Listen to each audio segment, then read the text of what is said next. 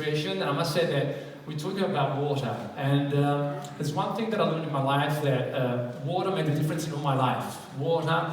So what we're talking about today is, the origins of our life was made of water. When Christina came to me, rang me up and said, "You want to come to Sardinia?" I said, "Yes, I'll come to Sardinia." Why? Because first of all, it's a special place, it's an amazing place, made of beautiful colours, okay? Sea. The first thing I did when I just came to the reception, I said, "I'm going running towards the sea." And that's what I did. And of course, I'm waiting for tomorrow to take a nice splash, of course, with my winter costume. I did bring one with me, and I'll prove it tomorrow morning.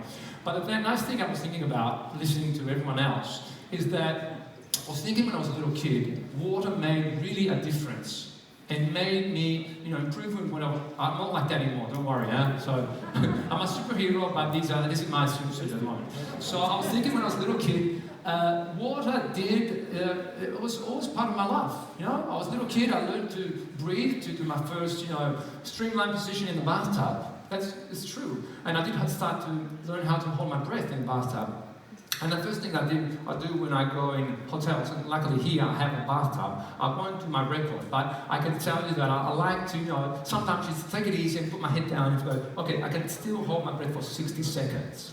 And another thing, I was listening to you, Mark, about kickboards, and thanks to a kickboard, I understood that swimming was my future career, because at 6 years old, I was in Australia, and I jumped out of the pool, and the kickboard sunk. It went down. That meant that I was born to be on the surface of the pool.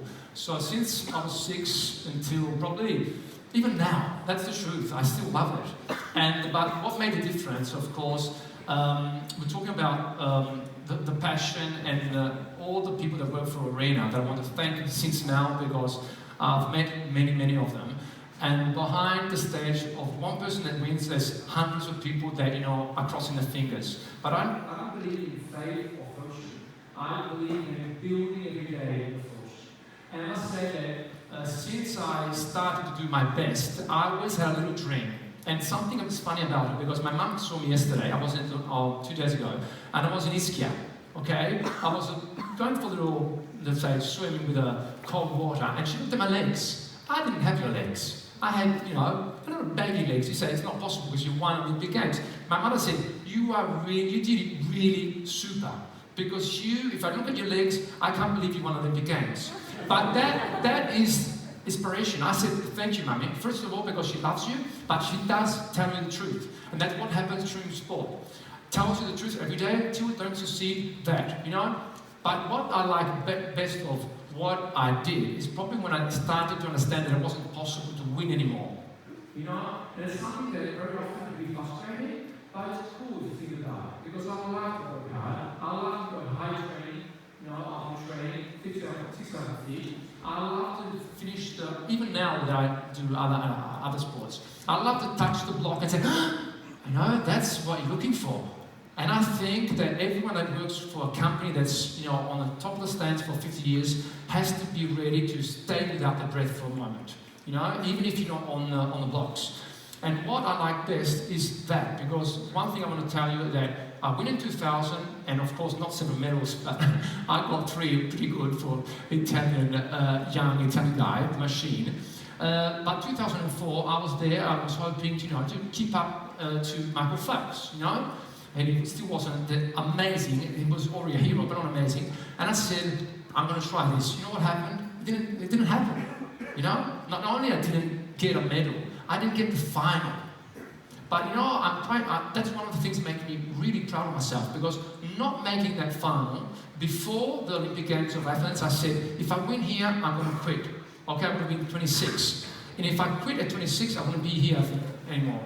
Because when I didn't achieve that medal, that final Olympic gold member, and you don't get the final, that was one of the worst days of my life. That did twist up and get to be the best, because I said, okay, I got nothing to lose anymore. I can do it because I really love it. I love what water can give to me, and that's what happens. And even I swam until 2012. I didn't make it to make the 5th Olympic Games, but I was still very proud of myself. And I think I'm still proud of myself because in the last days I was talking still to Christina. I said, the future of swimming is not only performance. The future of the love of water is to make sure that people have emotions. And emotions come not only from the superheroes, because the superhero in swimming, thank God, do compete just a few times. It makes it very special. But very often, you take your kids. If you see someone win, you take your kid to swim. If you see someone that gives you emotions, you're going to try and do the same thing. That's why when I go swimming every day, people try to do the same thing. Because if Massimiliano Rosolino, that used to swim 49, sorry if it's pretty bad, can still be proud of himself to swim 103, 105 short course. Anyone will be proud of themselves. And this is the future of the planet of Mary Water. So I think that I want to thank you again for all the people that I've met, maybe more than all of you in Tolentino. And I must say it was cool because what happens in Arena, that you do sign, when you sign a contract, you don't compete straight away. The first thing you do, you go and see the company.